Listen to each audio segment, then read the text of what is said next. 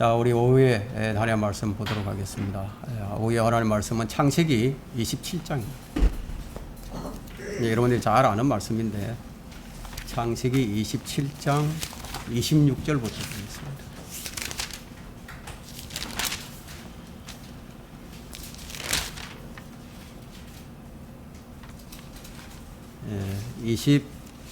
26절부터 이제 30절까지 보도록 하겠습니다.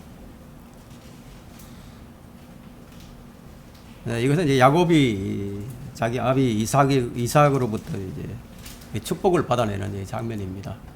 그런 배경인데 제가 받들어 읽겠습니다.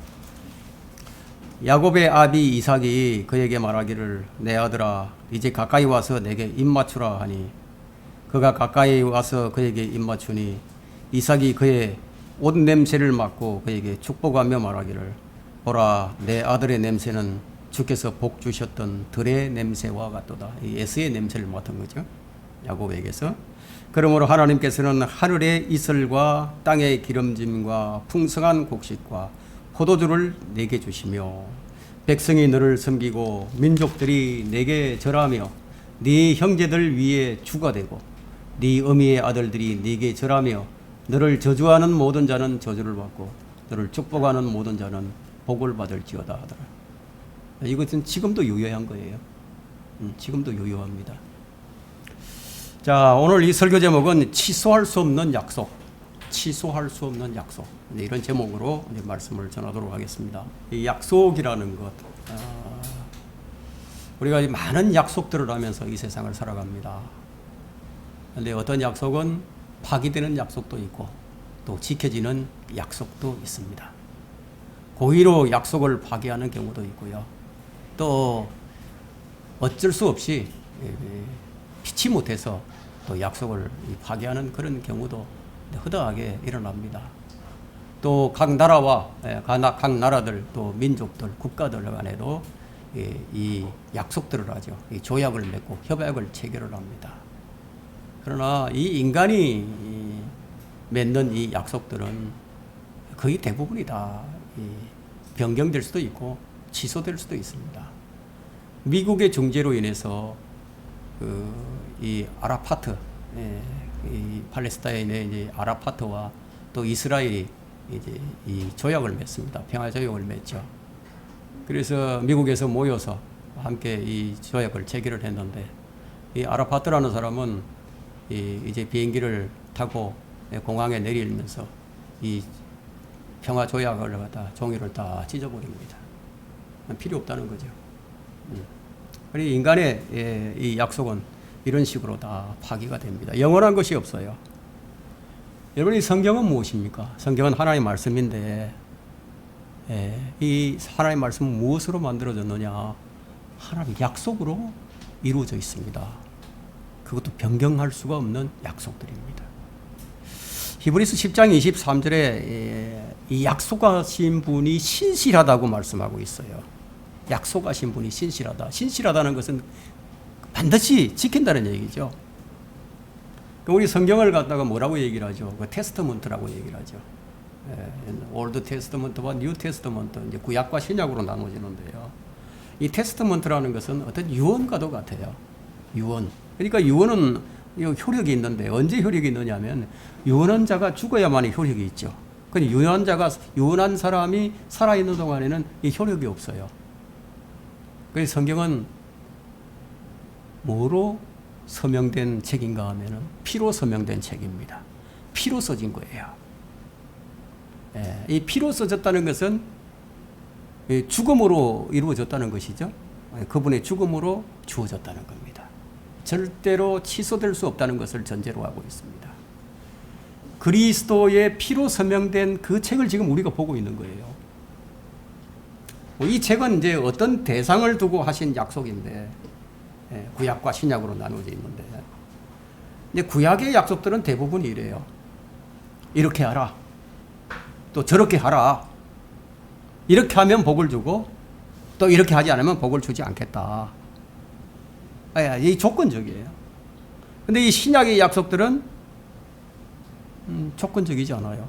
그냥 은혜로 주어지는데, 왜냐하면 이 신약의 약속들은 하나님께서 우리에게 요구하신 이 모든 요구를 하나님 자신이 친히 충족을 하셨단 말이에요. 그렇게 충족하시고 서명을 해 놓으셨어요. 이것이 바로 구약과 신약의 차이입니다. 갈라디아서 3장 23절에 보게 되면 믿음이 오기 전에는 모두가 율법의 감시를 받고 율법에 갇혀 있었다고 말하고 있는데, 이것은 이제 구약의 상태예요. 구약의 상태. 믿음이 오기 전에, 그러니까 신약이 오기 전에는 모두가 율법의 감시를 받고 율법 아래 갇혀 있었다는 거예요. 근데 이것을 우리가 신약의 새로운 관점에서 보게 된다면은, 말하자면 내 육신 안에는 선한 것이 없다.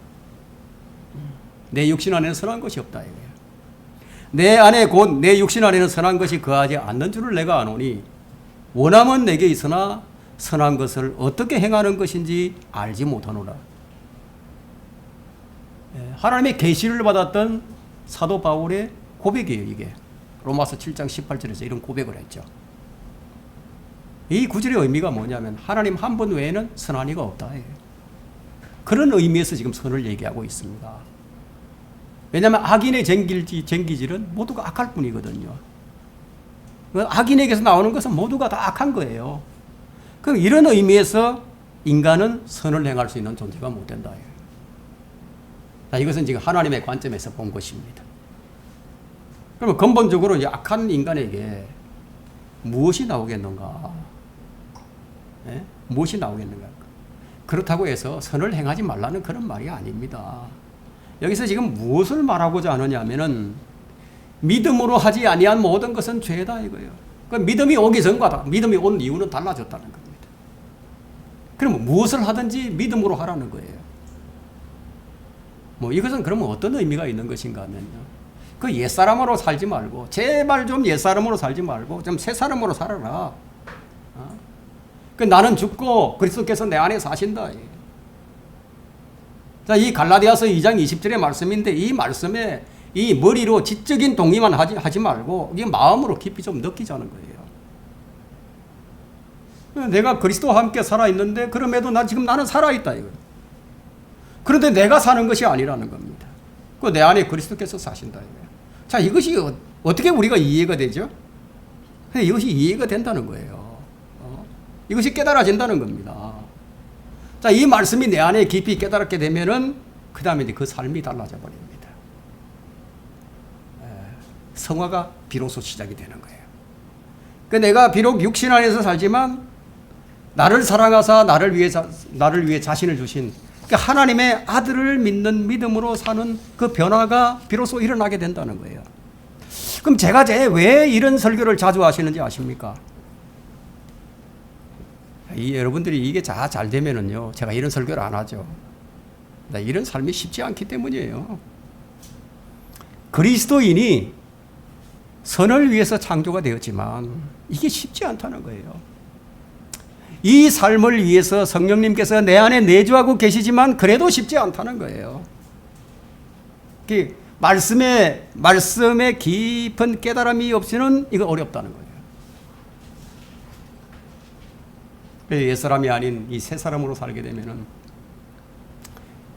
그때는 이제 내 안에 사시고 계시는 이 그리스도가 내 안에 사신다는 것을 매 순간 이제 경험을 하죠. 인식을 한다 이거예요. 그럼 그분을 자연스럽게 마음 깊은 곳으로부터 우러나오는 그 찬양이 그때부터 시작이 된다는 거예요. 그러니까 주님께서 내 주인이 되신다는 것을 입증하면서 살게 된다는 거예요. 이것이 믿음의 실행이에요. 그냥 지식을 좀 알고 성경을 좀 알아서 내가 이 교회만 다니면 된다 이거 아니라는 거예요. 다 지금 속고 있어요.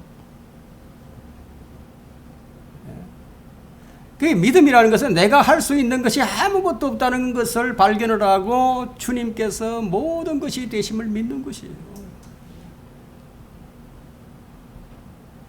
쉬운 일이 아니잖아요. 그래서 제가 이런 설교를 자주 하는 겁니다. 자, 오늘 본문은 야곱이 그의 형 에스로 가장에서 위장을 한 거예요.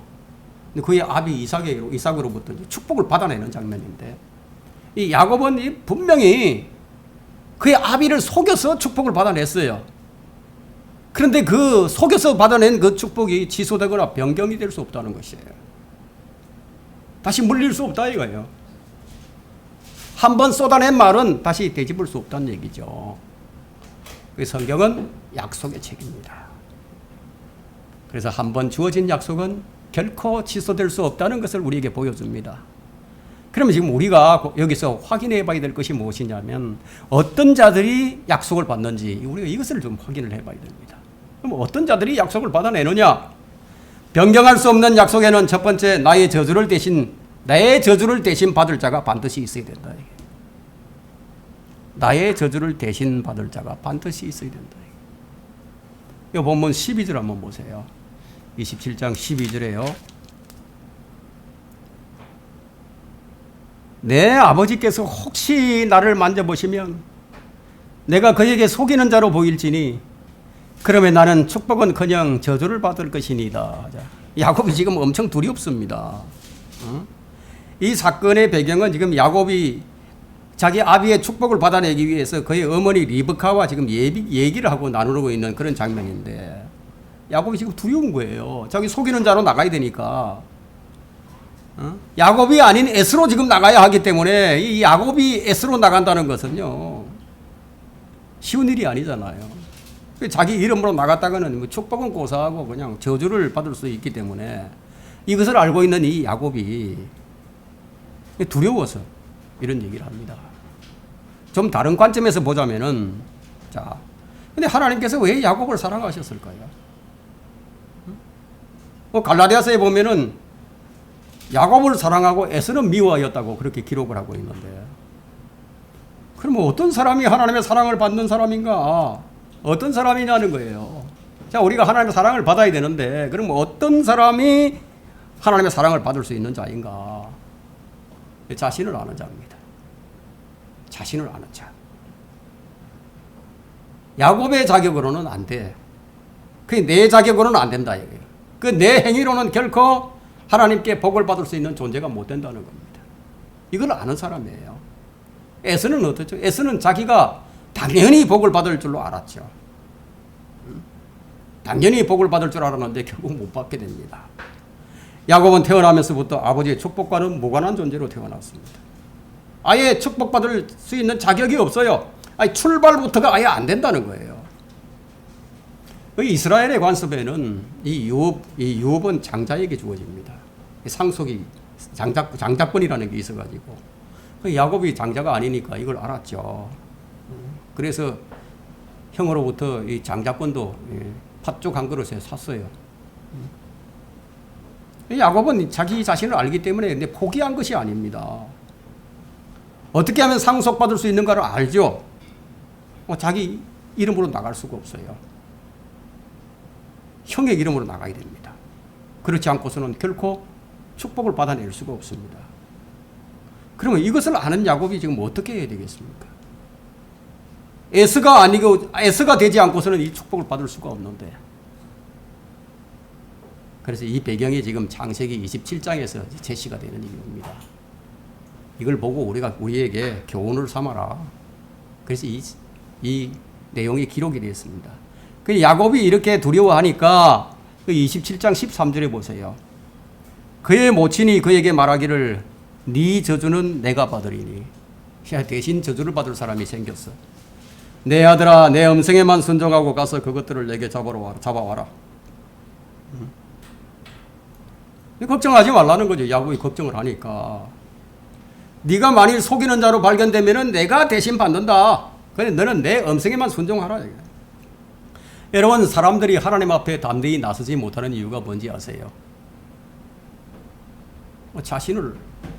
자신이 하나님께 나아갈 수 없는 것을 알기 때문에 나서지 못하는 거예요. 누구든지 자신의 양심으로 자기가 죄인이라는 것을 알아요. 하나님께 나설 수 없는 죄인이라는 걸 알아요. 하나님은 죄를 미워하실 뿐만 아니라 반드시 그 죗값을 치르게 하실 분이라는 것을 내 양심이 아는 거예요. 그래서 하나님 앞에 담대히 나가지 못합니다. 그런데 우리가 하나님 앞에 담대히 나갈 수 있고 그분을 우리가 찬양할 수 있다면 그 이유는 무엇입니까? 주님께서 내가 받을 저주를 대신 받으셨다는 것을 믿기 때문이죠. 주님이 다 이루셨다. 다 이루었다고 말씀하셨어요. 우리는 어느 순간 그 말씀을 의지하고 담대하게 아버지 하나님께로 나갈 수 있게 되었습니다. 지금 창세기 27장에 그것을 말씀하고 있습니다. 야곱이 이삭을 축복을 합니다. 애선 줄 알고 축복을 하는 거예요. 이 말씀이 주는 한 가지 교훈은 사랑에 눈이 멀게 되면 사랑이 이 깊은 사랑을 알게는 사랑에 눈 먼다 이런 얘기를 하게 되죠. 사랑에 눈 먼 주님의 자비와 은혜를 우리가 볼 수 있습니다. 지금 이삭은 이 야곱을 알아보지 못할 정도로 눈이 멀었어요. 이제 무엇을 의미하는가 하면 우리에게는 그리스도의 향기가 있습니다. 우리를 절대로 죄인으로 보지 않으세요. 하나님께서는 우리를 죄인으로 안 보십니다. 너는 내 아들이 맞구나. 어떻게 이렇게 하실까요? 어떻게 이렇게 보실까요? 하나님의 아들의 영이 우리 안에 계시기 때문에 너는 내 아들이 맞구나. 주님께서 흘리신 보혈이 내 안에 뿌려져 있으니까 주님께서 우리의 모든 죄와 허물을 대신 지셨단 말이에요. 그럼 우리는 어떻게 구원을 받았습니까? 우리는 저주받을 존재가 아니었던가요? 근데 주의 말씀을 믿고 나갔더니 주님께서 나를 의롭게 해주신 것이 내 마음에 확정이 되고 하나님의 아들들이 되는 권세를 얻었어요. 이게 놀라운 은혜예요. 야곱은 속이는 자예요. 거짓말을 하고 있잖아요. 야곱의 이름의 뜻이 무엇입니까? 사기꾼이에요. 야비한 자입니다. 그런데 한 번 주어진 약속이 취소가 되지 않아요. 이삭은 야곱을 에서인 줄 알고 축복을 했는데 에서가 와서 축복을 해달라고 하자 이삭은 그냥 그때서야 속은 줄로 아는 거죠. 그런데도 그 약속을 취소할 수가 없었습니다. 가나안 땅을 정복하기 위해서 여호수아가 군대 대장으로서 이스라엘 끌고 정복 전쟁을 하죠. 그런데 이 기본 거민들이 사신을 이끌고 와서 여호수아를 속입니다. 그리고 화친을 맺게 됩니다. 근데 그것이 이제 나중에 속은 줄 알게 되었지만 그런데 그 약속을 취소시킬 수가 없었어요. 왜 주의 약속의 말씀이 신실한지 아십니까? 취소할 수가 없기 때문이에요. 주님은 이 약속을 그분의 피로서 서명하셨습니다. 너의 죄를 내가 대신했다. 이것을 믿는 자가 구원받은 자입니다. 여러분 이것이 주의 은혜와 사랑으로 주어진 것이 아닙니까? 여러분 이것을 어떻게 설명하겠습니까? 신비죠, 신비. 그러나 심판도 우리에게 주어진 약속입니다. 이 심판 또한 취소될 수 없는 약속이에요. 한 번 죽는 것은 사람들에게 정해진 것이고 그 뒤에는 심판이 있는 것 같이 그리스도께서 많은 사람들의 죄를 담당하시려고 한 번 들어지셨고 두 번째는 자기를 바르는 자들을 구원에 이르게 하시려고 죄 없이 나타나시리라. 이게 히브리서 9장 27절과 28절에 있는 말씀인데 이 구절은요 심판이 죽음보다 더 확실하다는 것을 보여줍니다. 심판을 받지 않을 자는 아무도 없어요. 모든 사람이 심판석에 서는데 그 심판의 종류가 다를 뿐이죠. 그리스도인들은 그리스도의 심판석에 서게 되고 그 나머지는 모두 백보자 심판에 서게 된단 말이에요. 그게 무슨 말씀입니까? 모두가 다 죽을 것이라는 그런 말은 아니에요. 모두가 다 심판을 받을 것이라는 거죠. 에녹은 한 번도 죽지 않았어요. 장차 휴거될 그리스도인들은 한 번도 죽지 않을 겁니다. 그러나 심판석에는 예외 없이 서게 됩니다. 이 심판은 취소될 수 없어요. 한 번 죽는 것은 사람들에게 정해져 있지만 이처럼 죽음이라는 것은 특별한 예외도 있습니다. 그러나 이 변화된 몸, 영적인 몸은 지금은 우리 육체가 아니에요. 우리 육체의 몸이 아닙니다. 변경할 수 없는 약속에는 두 번째, 영원히 변경할 수 없는 약조물이 있어야 합니다. 약조물. 우리가 이제 좀 타말에 관해서 한번 살펴보겠습니다. 창세기 38장으로 넘어가 보세요. 창세기 38장 17절과 18절을 한번 보세요. 그가 말하기를 내가 내 때에서 염소 새끼를 보내주리라 하더라.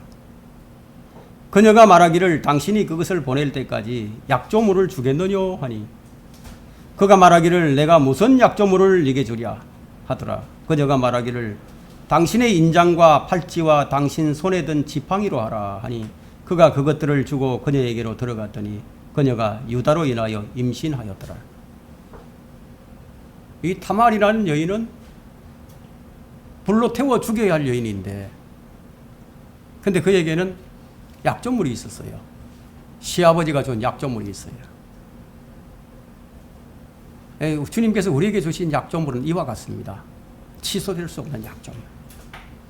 하나님의 어린 양으로 오셔서 희생 제물이 되신 그 주님은 우리에게는 영원히 취소될 수 없는 약조물입니다. 우리가 하나님 앞에 제시할 수 있는 것은 한 마리의 어린 양으로 오셨던 주님을 우리가 하나님께 제시하는 거예요. 저는 의로운 자가 아니지만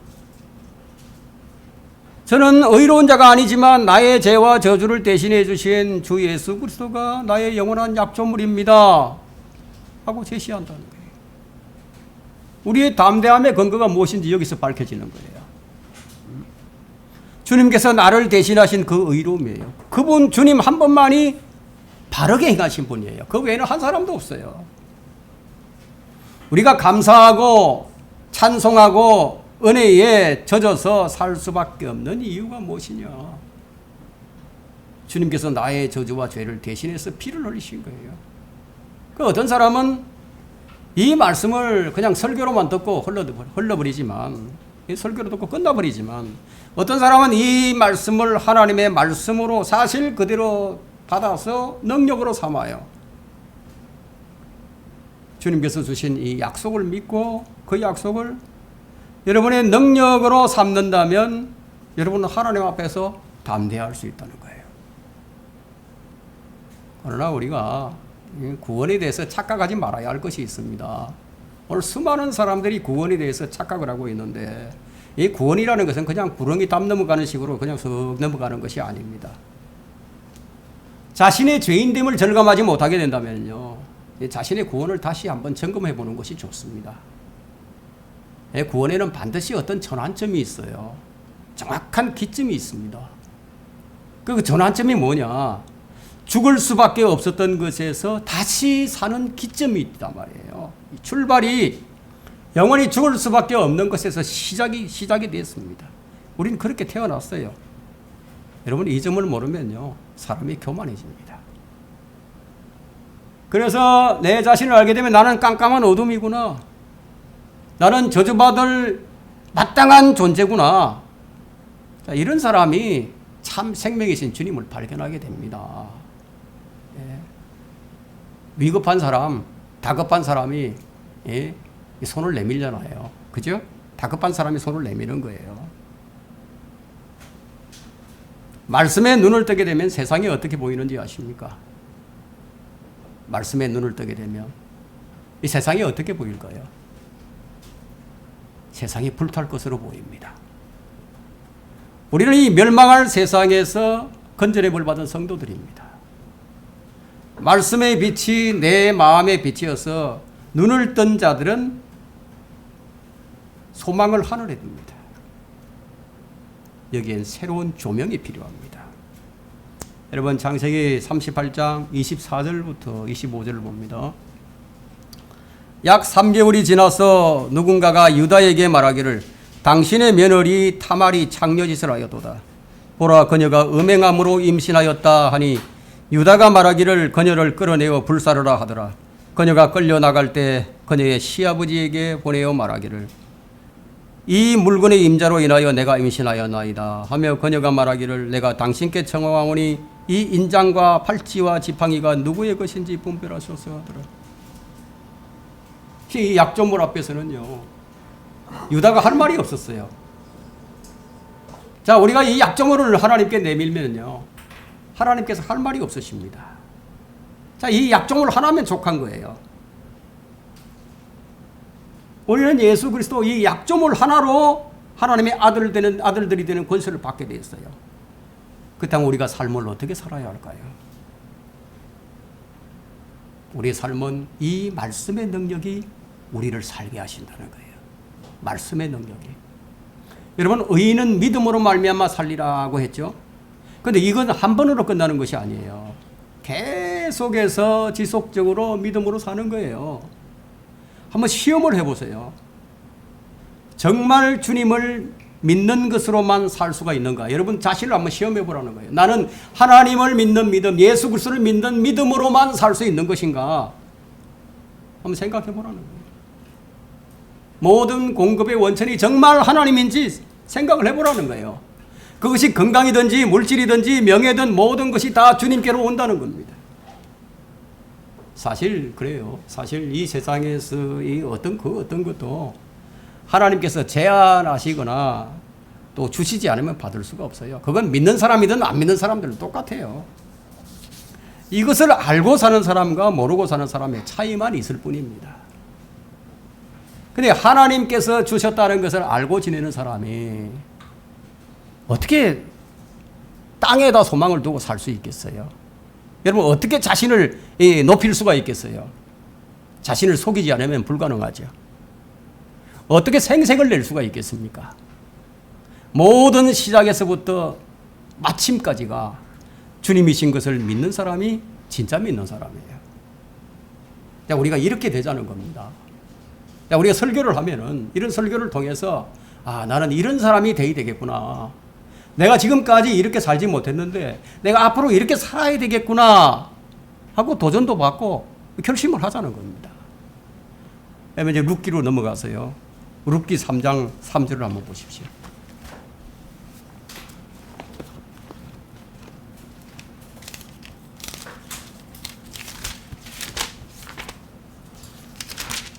(3장 3절) 자, 3장 3절로부터 5절까지 보겠습니다. 그러므로 너는 목욕을 하고 기름을 바르고 옷을 입고 타작마당으로 내려가서 그가 먹고 마시기를 다 하기까지 그 사람이 너를 보지 못하게 하고 그가 누울 때 너는 그가 눕는 곳을 알았다가 너도 들어가서 그의 발치를 들추고 누우라. 그리하면 네가 어찌해야 되는지를 그가 네게 말하리라 하자. 룻이 그녀에게 말하기를 어머니께서 내게 말씀하신 모든 것을 내가 행하리이다 하더라. 지금 나오미가 어떤 사람입니까? 나오미 인생의 실패를 맛보고 망해버린 여인이에요. 세상의 관점에서 보자면 그렇습니다. 남편과 자식을 모두 타향해서 잃어버린 박복한 여인입니다. 근데 이 나오미가 무엇을 안 것이죠? 무엇이 주님을 기쁘시게 하는 것인지 그걸 알았어요. 무엇이 주님을 기쁘시게 하는 것인가? 여러분들의 생활 속에서 무엇이 주님을 기쁘시게 하는 것인가? 그걸 알자는 겁니다. 하나님 안에서의 지혜가 무엇인지, 하나님을 섬기는 것이 과연 무엇인지, 하나님께 순종하는 기쁨이 어떤 것인지 이걸 아는 나오미가 자기 며느리를 어떻게 부르는지 아십니까? 현숙한 여인이다. 현숙한 여인이다. 그럼 도덕적인 관점에서 보자면은 과연 그녀를 현숙한 여인이라고 부를 수 있겠어요? 예?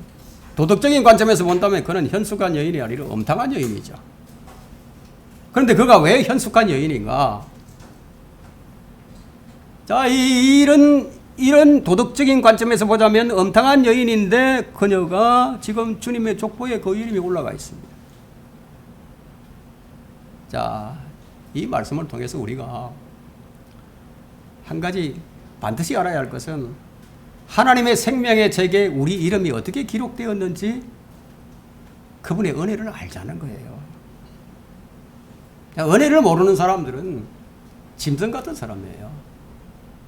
하나님께서 나를 어떻게 구원해 주셨는지 그걸 아는 사람이 은혜를 아는 사람이에요. 주님 말씀에 순종했더니 그 말씀을 내가 믿었더니 생명의 책에 내 이름이 기록이 됐어요. 이 말씀이 우리에게 주는 교훈은 이 삶의 근거가 내게 있는 것이 아니다. 주님께 있다. 약속의 말씀만이 참된 것이다. 왜냐하면 그 말씀이 하나님이시기 때문이에요. 왜 이런 설교를 하게 되는 것인가 하면 우리는 결코 자랑할 만한 존재가 되지 못한다는 것을 알자는 겁니다.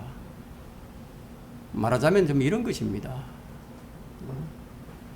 우리는 하나님께 인정을 받아야 한다. 나는 하나님께 꼭 인정을 받아야 되겠다. 그렇다고 인정을 받아야 하지만 그렇다고 우리는 하나님 앞에 자랑할 만한 존재가 아니다는 거예요. 자, 축구 선수가 그라운드에서 축구를 합니다. 골잡이가 골을 차 넣는 것은 선수로서의 마땅히 해야 할 일이죠. 근데 언제부턴가 이 선수들이 골을 하나 넣고 나면은요, 자신이 마땅히 해야 할 일을 했음에도 불구하고 그냥 그 춤을 추고 또 고함을 지르고 관중석에다 손을 들고 어떤 행동을 취해요. 자, 이것이 선수들이 보여주는 일종의 묘기와 또 눈길을 끌기 위한 세레머니인데, 자, 이런 행동은 영적으로 볼 때요, 치사율이 매우 높은 일종의 병입니다. 치사율이 매우 높아요. 이런 현상은 지역 교회들에서도 나타납니다.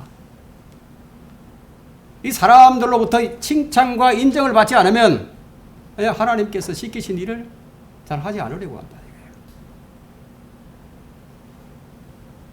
마치 이 바리새인들이요, 자신들에게 아주 큰 문제가 있는데 그것을 깨닫지 못하는 것과도 같아요. 이런 예를 제가 든 것은 우리가 결코 하나님 앞에 나갈 수 없는 존재라는 것을 깨닫지 않는데 그 목적이 있습니다. 오늘 우리가 보는 말씀은 사람의 관점에서 보자면은 반인륜적인 사람만을 취합해서 지금 보고 있는 거예요. 창녀를 보았습니다. 사기꾼도 보았습니다. 음행한 여인도 봅니다. 다른 남자의 이부자리까지 들어간 여인입니다. 자, 이런 자들만 우리가 보고 있는데 이들 공통점이 무엇인가요? 공통점이 있어요. 여호수아 2장 1절에는 눈의 아들 여호수아가 시딤에서 두 사람을 몰래 정탐을 하러 보내면서 말하기를, 가서 그 땅, 그 여리고를 좀 엿봐라 하니 그들이 가서 라합이라는 창녀 집에 들어가서 묵으니라. 여리고에 갔는데 창녀의 집에 들어갔어요. 여리고는 저주받은 성이죠. 여러분, 이 세상은 저주받은 세상이에요. 장차 망하게 될 장망성입니다. 장차 망하게 될 것이다. 그래서 장망성이에요. 두 정탐꾼이 창녀 라합의 집으로 들어갑니다. 근데 이 라합이 요구한 것이 무엇입니까? 표를 달라 이거예요. 표. 뭔 정표를 달라? 그럼 뭔 정표를 달라고? 왜 정표를 달라고 했죠? 이 정표가 나를 지켜줄 것이니까. 망하지 않을 표를 좀 달라 이거야. 약조물을 좀 달라는 거죠. 그러니까 이 표를 어떻게 알았을까요? 이스라엘의 두 정탐꾼이 그냥 하나의 적국의 정탐꾼이라고 그렇게만 알고 있었다면 라합이 숨겨줬을 것입니까? 안 숨겨줬겠죠. 전능하신 하나님, 이스라엘의 하나님이 어떤 분이신지를 들었고 살 길이 그것밖에 없다고 믿었기 때문이에요. 살 길이 그것밖에 없어요. 구원받는 사람은 이래야 된다는 거예요. 그녀는 자기 생명과 이걸 맞바꿨습니다. 멸망할 존재에게 꼭 필요한 한 가지는 생명의 약조물입니다. 이 땅과 함께 불태워질 수밖에 없는 존재, 내게 꼭 필요한 것이 있다면 약조물이다 이거예요. 생명의 약조물. 지금 라합이 그걸 요구합니다. 이번에는 여호수아 2장 18절을 보게 되면요, 한번 보세요. 여호수아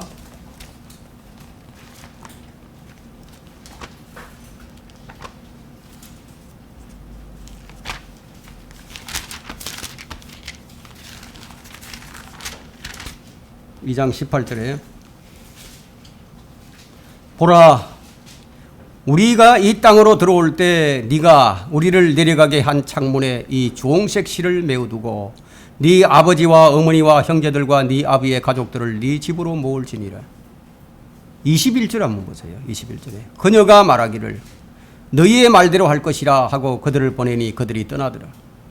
그리고 그녀가 창문에다 주홍색 줄을 매니라. 여러분의 마음에 이 주홍색 줄이 매여져 있습니까? 주님의 보혈이 여러분의 마음에 정표물이 되어 있느냐는 거예요. 그런 사람은 담대합니다. 두려움이 없어요. 사람이 망할까 봐 두려운 것이 무엇입니까?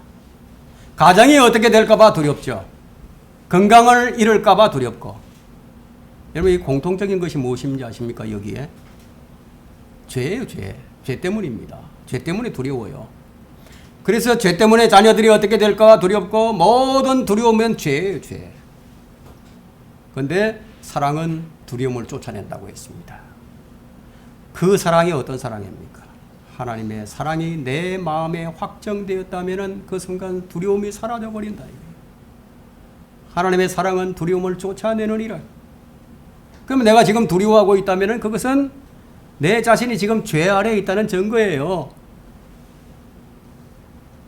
인간은 저주로 출발을 해서 심판으로 향해 달리고 있습니다. 그러나 구원받은 우리는 저주와 심판으로부터 끊어졌습니다. 이제 다시는 저주와 심판이 없어요. 무엇 때문입니까? 주님 주신 약조물이에요. 그래서 우리에게 소망이 있습니다. 여러분은 이것을 믿고 있죠? 이것을 마음에 어떻게 받아들이느냐?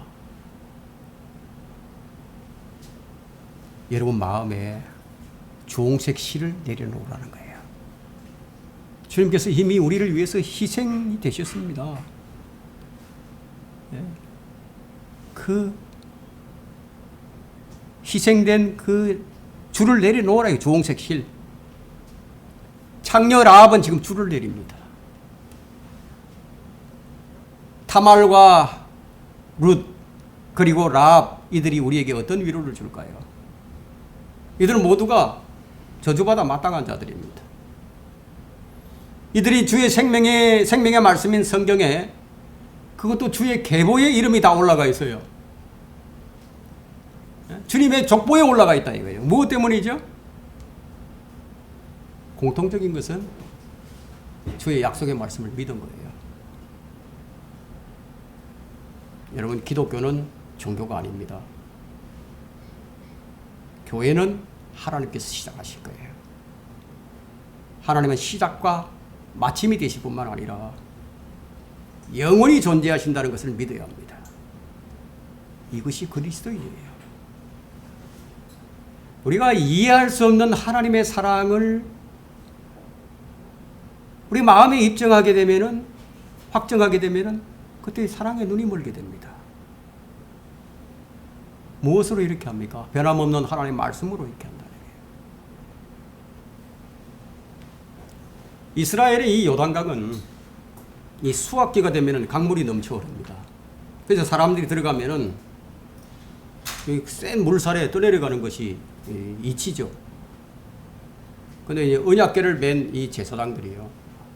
언약궤를 메고 물에 딱 들어가자. 물이 그쳐버립니다. 물 무더기가 쌓이는 거예요. 물이 내려오다가 딱 쌓인다. 어디쯤에서 상류 13km 위지에서. 건너가고 있는 사람들은 물 무더기는 못 봐요. 물이 그쳤어요. 물이 더 이상 내려오지 않아요. 우리가 왜 주의 사랑으로 살아야 하는지 아십니까?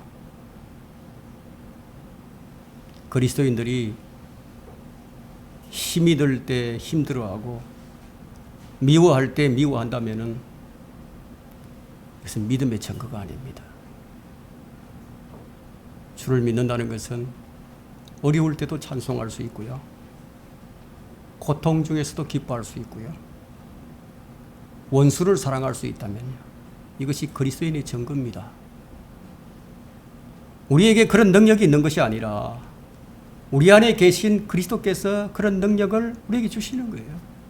이 능력을 덧입고 사는 자들이 바로 그리스도인입니다. 여러분 안에 이런 언약궤가 있습니까? 주의 말씀이 들어가게 되면 더 이상 저주가 아니에요. 주의 말씀의 언약궤가 강물에 들어가니까 더 이상 물이 위협이 되지 못합니다. 무엇을 믿고 사십니까? 주의 말씀의 능력을 믿으십니까? 왜 불안한지 아십니까? 자신을 알기 때문이에요. 왜 불안해요? 자신을 아니까. 사업이 잘 돼도 불안하고 안 돼도 불안하고 잘 돼도 안 돼도 항상 불안한 거예요. 왜 이유가 무엇입니까? 왜 이렇게 불안해하죠? 자신의 상태가 어떠한지를 자기 안에 있는 이 영이 잘 아는 거죠. 사람의 영이 그걸 안다고 했습니다. 사람의 일을. 그러나 말씀이 들어오면은 상황이 달라진다는 거예요. 말씀이 들어오면은. 그 요단강가에 언약궤가 들어가서 물이 그쳤더라. 그냥 읽고 너무 지나가 버리면 우리 아무런 교훈이 안 됩니다. 말씀이 들어오니까 상황이 달라지더라. 주의 말씀이 능력임을 입증하면서 살라는 것이 이것이 성경을 믿는 자들입니다. 여리고성을 무너뜨린 것이 무엇입니까? 주의 말씀이죠. 어떻게 그렇게 말씀이 능력이 있었을까요? 말씀으로 세상을 만드셨습니다. 만드신 그분이 말씀으로 세상도 건드실 것입니다. 이것이 우리를 향한 하나님의 사랑인 것을 아십니까? 주의 다시 오심이 우리의 소망입니다. 오전에도 재림 그 유일한 소망이 우리의 소망이라고 했죠. 주의 다시 오심이 우리의 위로입니다. 주님께서 약속하신 말씀이 능력이에요. 아니 여기 보니까 이제 구약의 언약은 조건부죠. 조건부예요. 그래서 출애굽기 19장 5절에 보면요. 그러므로 이제 만일 너희가 참으로 내 음성에 복종하고 내 음성을 지키면 너희는 모든 백성보다 나에게 독특한 보물이 되리니. 이스라엘이 독특한 보물이긴 맞지만 그래도 말씀을 주님 음성에 복종하고 음성을 지켜야만이 진짜 독특한 보물이 되는 거예요. 이는 온 땅이 내 것임이라. 이 말씀을 들은 백성들이 다 이해를 했어요. 다 이걸 이해를 한 거예요. 그래서 출애굽기 19장 8절 한번 보십시오.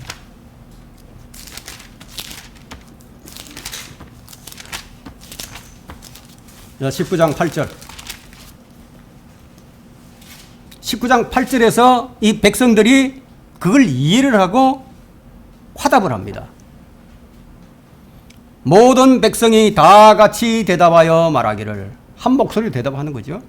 주께서 말씀하신 모든 것을 우리가 행하리이다 하니 모세가 백성의 말을 주께 고하니라. 여러분, 이 기독교가 종교가 왜 되었는지 아세요? 바로 이것 때문입니다. 주께서 말씀하신 모든 것을 우리가 행하리이다. 바로 이것 때문에 기독교가 그냥 종교가 되어버렸습니다. 하나님께서 말씀하신 것을 내가 다 이행하겠습니다. 다 하겠습니다. 성경을 공부하는 이유가 무엇입니까? 내가 몰라서 그렇지. 내가 알기만 하면은 나 이거 다 복종하고 내가 다 지킬 것이다. 내가 이걸 배워서 내가 이제 이렇게 실행을 해야지. 이런 마음이 종교심이에요. 이런 마음이. 인간이 하나님의 뜻을 다 이행할 수 없어요. 그렇지 않았다면요. 만약에 인간이 하나님의 뜻을 다 이행할 수 있다면 하나님의 아들이 이 땅에 하나님의 뜻을 이루려고 오지 않으셨어요. 그분이 오셔서 인간이 할 수 없는 모든 일들을 하나님께서 인간에게 요구하신 모든 요구를 주님께서 다 이루신 거예요. 하나님께서 우리에게 무엇을 하라고 말씀하신 것이 아니라 그냥 믿으라는 거예요. 신약과 구약의 차이가 뭐냐? 구약은 사람들에게 무엇인가 행위를 요구합니다. 그러나 신약의 요구는 예수 그리스도께서 이루신 것을 믿는 거예요. 그러면 이 말씀에서 우리가 무엇을 발견해야 합니까? 여러분, 이 경험해 보지 않으면 참 이해가 잘 안 되거든요. 우리 인간은. 그래서 자연인의 관점에서 한번 몸부림쳐 보는 것이 좋습니다. 내가 선하게 살아봐야지 하는 욕구를 가지고 한번 그렇게 살아보라는 거예요.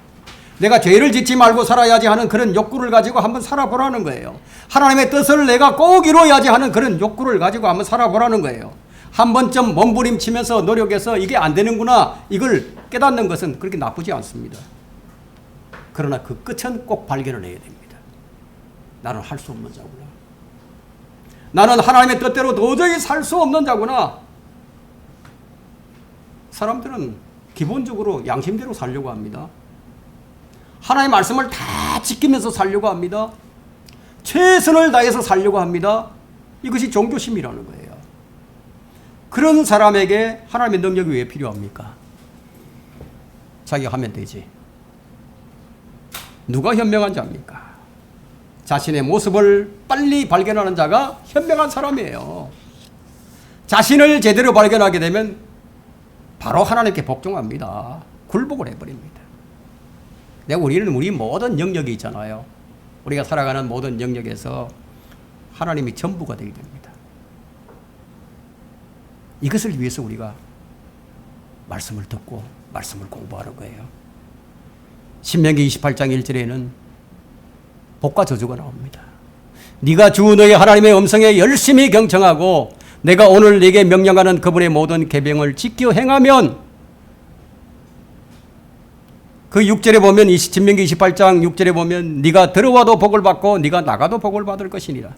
근데 이와는 반대로 신명기 28장 15절에는 그러나 만일 네가 주 너의 하나님의 음성에 경청하지 아니하고 그분의 계명들과 규례들을 지켜 행하지 아니하면 16절에 너는 성읍 안에서도 저주를 받을 것이요 너는 들에서도 저주를 받을 것이라. 이것이 구약의 약속이에요. 취소될 수 없는 구약의 약속입니다. 그 사람들의 마음에 무엇이 있는지 아십니까? 뭔가 하는 일이 잘 안 돼. 그럼 어떤 생각이 드냐면, 내가 하나님께 예물을 좀 안 드려서 그런 것인가? 그런 생각이 들어요. 인간의 본성에서 이게 나옵니다. 그래서 신약은 우리가 주님께 무엇인가 드려서 복을 받고 무엇을 안 드려서 이 저주를 받는 것이 아닙니다. 이 복의 근거는 그분의 온전하신 사랑에 근거한 겁니다. 근데 복이 무엇인지 아는 사람들은요, 그 복을 이미 받았기 때문에 그에 대한 감사를 표현하는 삶이 참 복된 삶이구나, 그걸 알아요. 근데 구약의 언약은 하나님의 백성 이스라엘과의 맺은 이 언약인데, 신약의 언약은 하나님과 교회와 맺은 언약이에요. 그러면 신약의 복의 모든 조건은 주 예수 그리스도십니다. 그분을 약조물로 주신 거예요. 그분이 우리의 약조물이에요. 세 번째, 변경될 수 없는 약속에는 반드시 주 예수 그리스도의 보혈이 있어야 됩니다. 로마서 10장 4절에는요. 그리스도께서 믿는 모든 자의 의가 되시고자 율법의 끝이 되셨느니라. 율법의 끝이 되셨다. 구약은 신약의 교리서가 아닙니다. 구약은 우리의 교훈이에요. 교훈을 위해서 주어졌습니다. 지금 우리가 왜 믿어야 하는 그 이유를 설명하고 있는데, 주님은 우리에게 율법의 근거에서 살라고 하신 적이 없어요. 그런데도 오늘날 보면은 율법을 폐했느니 율법을 지켜야 하느니 이런 얘기를 가지고 그냥 논쟁을 벌이고 있는데, 우리는 율법의 끝이 되신 주님을 믿는 것이에요. 왜냐하면 그것이 영원한 것이니까. 이런 의미가 들어있는 거예요. 주께서 자기의 죽음으로 다 이루셨다. 자, 여러분이 좀 주의해야 할 것은, 우리가 이런 말씀을 배우라는 것이 아니고 이 말씀을 믿으라는 거예요. 그럼 어떤 사람이 이제 이것을 믿느냐? 거듭 말씀드리지만 자기 존재를 철저하게 아는 사람이 믿는 거예요. 믿는다는 것은 필요에 따른 결과예요. 결과. 하나님께서 의를 얼마나 철저하게 요구하시는지 아들의 죽음으로 이것을 이루셨어요. 그래서 하나님의 요구를 절대로 나의 근거로는 안 된다는 것을 아는 사람이 참다운 믿음을 가지고 자유를 누릴 수 있다. 사람들은 로마서 3장 23절과 24절을 배우고 외웁니다. 여러분들 가운데서도 외우는 분들이 있을 거예요. 3장 23절과 24절 로마서요. 근데 그것을 믿음이라고 여기는 어리석은 자가 참 많아요. 자, 23절, 24절. 이는 모든 사람이 죄를 지었으므로 하나님의 영광에 이르지 못하다가. 이는 모든 사람이 죄를 지었으므로 하나님의 영광에 이르지 못하다가 그리스도 예수 안에 있는 구속을 통하여 그의 은혜로 값없이 의롭게 되었습니다. 골로새서 1장 14절에도 그의 안에서 우리가 그의 보혈을 통하여 구속 곧 죄들의 용서함을 받아노니라. 용서는 보혈의 필요가 전제됩니다. 피 흘림이 없이는 죄 사함이 없어요. 이 보혈이 아니면 나는 결코 어렵게 될 수가 없고 죄의 싹은 사망입니다. 영원한 사망에 던져질 존재란 것을 철저하게 깨닫는 자만이 하나님께 굴복하고 진정한 굴복이 그때서 일어난다는 거예요. 하나님의 의를 얻을 수 있다는 거예요. 여러분, 죄가 무엇입니까? 무엇이 죄죠? 하나님의 말씀을 믿지 않는 거예요. 그게 불신이에요. 여기에서 불신은 무엇을 행하고 행하지 않는다는 것을 말하는 것이 아니에요. 하나님의 아들이 하나님의 모든 뜻을 이루시고 서명하신 약속을 믿지 않는다는 거예요. 이 약속을 취소될 수 없는 약속을 안 믿는다는 거예요. 약속의 말씀을 믿지 않는 이 불순종이 사탄의 일이고 그것이 죄입니다. 이 시대는 하나님께서 우리 스스로 뭔가 행하라고 하지 않으셨어요. 주께서 행하신 것을 근거로 삼고 그 말씀을 능력으로 삼으라. 그리하면 너의 삶 속에서 주님께서 친히 그 일을 이루시는 것을 나타내며 살게 되실 것이다. 이것이 은혜 안에 살고 있는 자들의 모습입니다. 유대인에겐 율법으로 언약을 맺었는데 그러면 여러분은 무엇으로 언약을 맺었습니까? 주님은 주의 핏부림으로 우리와 언약을 맺으셨습니다. 우리 주의 피로 우리의 양심이 깨끗하게 되었습니다. 하나님의 말씀이 우리 양심에 작용하기 때문에 그래서 내가 죄인인 것을 알게 된 거예요. 여러분이 주의 말씀을 믿어야 하는 이유가 무엇인지 아세요? 왜 믿게 된 것인지 아십니까? 이 말씀이 여러분을 진리로 인도하고 여러분을 자유롭게 하기 때문입니다. 죄의 삭은 사망이에요. 취소될 수 없는 약속입니다. 반드시 죄의 값을 치르게 되어 있습니다. 근데 이런 취소될 수 없는 약속이 있는데 근데 그 전혀 심각하지가 않아요. 죄의 삭은 사망이라고 하는데 전혀 심각하지가 않아요. 여러분, 여기서 말하고 있는 이 죽음, 사망은요, 죽음을 말하는 것이 아니에요. 죽어서 망하는 거예요. 죽음은 모든 사람이 다 당하는 것이 아닙니까? 아니에요. 제외된 사람도 몇 명이 있었어요. 그러나 심판은 한 사람도 피할 수 없다. 모든 사람에게 심판이 다 정해져 있습니다. 죽음보다 더 확실한 것이 심판입니다. 그런데 두려워하지 않아요. 죄의 싹스에 대해서 전혀 두려워하지 않아요. 어떤 생각을 하고 있습니까? 어떻게 되겠지? 어떻게 되겠지? 이런 생각이 듭니다. 어떻게 피할 길이 있겠지? 막연하게 그런 생각이 듭니다. 그 죄가 심각하지 않아요. 왜냐하면 죄를 짓고자 하는 심리작용이 있기 때문에, 죄를 좀 더 지어야 했기 때문에, 그래서 죄를 심각하게 생각하지 않아요. 여러분은 죄 앞에서 얼마나 심각해 본 적이 있습니까? 정말 몸부림쳐 본 적이 있으십니까? 죄의 문제가 심각해지면요, 어떤 문제가 우리에게 큰 문제가 닥쳐오면은 그 해결책을 찾기 위해서 뭔가를 찾잖아요. 이 죄의 문제를 해결하기 위해서 뭔가를 찾는 거예요. 구조선을 찾는 거예요. 과연 이 죄를 어떻게 해결할까? 불치병을 어떻게 고칠까? 그것보다 더 심각한 거예요. 그런데 죄를 짓고자 하는 사람은 전혀 심각하지 않습니다. 무엇에 더 심각해지는가 하면 이생의 삶이 더 심각합니다. 우리가 죄에 대해서 더 심각해야 하는 이유는 반드시 그 죄값을 치러야 하기 때문입니다. 하나님께서 죄를 반드시 찾아내실 거예요. 어디에 감춰져 있든지 어떤 은밀한 곳에 숨겨져 있든지 반드시 찾아내십니다. 어떻게 해결할까요? 죄는 날마다 더 쌓여져만 가고 멸망할 수밖에 없는 그 기브온 사신들은 목숨을 걸고 여호수아 앞으로 나왔습니다. 이유가 뭡니까? 약속을 받아내기만 하면 맺어진 약속은 파괴할 수 없다는 이런 믿음을 가지고 있었기 때문입니다. 결론은 주님께서 성경을 주신 이유는 반드시 그 말씀대로 이루시겠다는 약속이 전제된 겁니다. 근데 우리가 여기서 주의해야 할 것은 우리 힘으로 하나님의 뜻을 이루려고 하는 것. 이걸 조심해야 됩니다.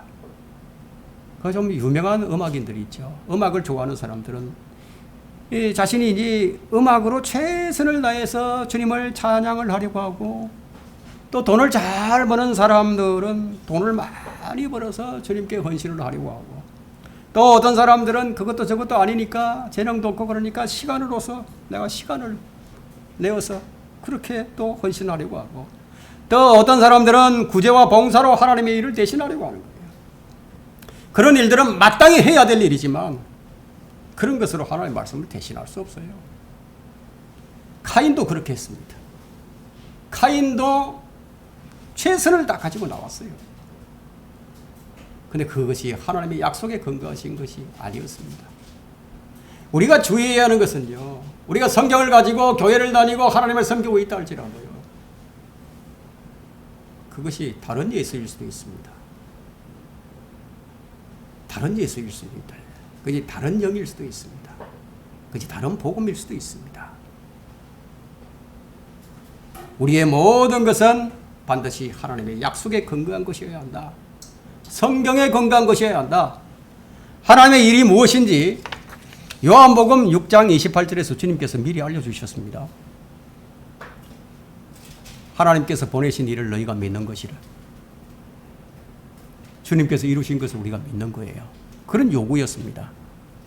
우리는 오늘 이 말씀을 통해서 기브온을 보았고요, 타마를 보았고, 룻을 보았고, 라합을 보았고, 야곱을 보았습니다. 그들은 약속이 아니라면 심판을 받아야 할 자들입니다. 그러나 그들은 약속을 믿었습니다. 야곱은 제발 좀 약속만 해달라고, 복을 달라고 붙들고 늘어졌어요. 환도포가 부러지면서까지 붙들고 늘어졌어요. 라합은 자기 목숨을 내놓으면서까지 그들을 숨겨주면서 약속을 해달라고. 타말은 약조물을 달라고. 우리는 뭔가 주님께 달라고 하는 게 있어야 되겠죠. 자, 뭘 우리가 붙들고 늘어져야 되겠습니까? 주님께서는 주의 약속을 우리에게서 보기 원하고 계십니다. 우리가 어떤 약조물을 가지고 있고 어떤 약속들을 가지고 있는지 주님께서 그걸 보시기 원하신다. 그 약속을 믿기 원하는 거예요. 여러분이 이제 이 말씀을 다 알았습니다. 이 약속 위에 여러분이 있어야 한다는 거예요. 왜냐하면 하나님의 말씀은 절대적이거든요. 출애굽기 25장 10절과 11절에 그들은 시팀나무로 궤를 만들지니, 오늘 시팀나무가 뭔지 여러분 알아야 됩니다. 즉 그 길이가 2규빗 반, 그 넓이가 1규빗 반, 그 높이가 1규빗 반이 되게 하고, 너는 순금으로 그것을 입히되 안과 밖을 싸고 주위에 금태를 두르고. 이게 언약궤인데요. 왜 시팀나무로 만들었을까요? 허구 많은 나무 중에서. 시팀나무는 아카시아과에 속하는 나무인데 사실상 이 목재로 사용하기에는 좀 부적합한 나무입니다. 왜냐면 이 나무는 보통 불쏘시개로 사용을 하죠. 그런데 이 나무로 지금 궤를 만들어서 그 안에다가 싹이 난 아론의 지팡이를 넣고 또 십계명, 하나님의 말씀인 십계명을 넣었어요. 그리고 그 안과 밖을 금으로 쌌습니다. 자, 우리는 불에 들어갈 수밖에 없는 이 시팀 나무예요. 그냥 태워질 수밖에 없어요. 제목이 될 기준이 아닙니다. 그런 수준도 아니에요. 그런데 그분께서 우리 안에 말씀을 주시고 안과 밖을 다 싸셨어요. 주의 말씀이 다 보장이 됐습니다. 어떤 자들에게? 말씀을 믿는 자들에게. 말씀을 믿는 자들에게 그렇게 하셨다는 거예요. 우리의 안전은 우리에게 기인한 것이 아니라 주의 살아계신 말씀에 기인한 겁니다. 약속의 말씀이 여러분의 안과 밖을 다 감싸게 해야 됩니다. 속만, 마음만 준비하는 것이 아니라 겉도 준비해야 된다. 그래서 주의 말씀만이 능력이라는 것. 이것이 오늘 우리가 배운 교훈입니다.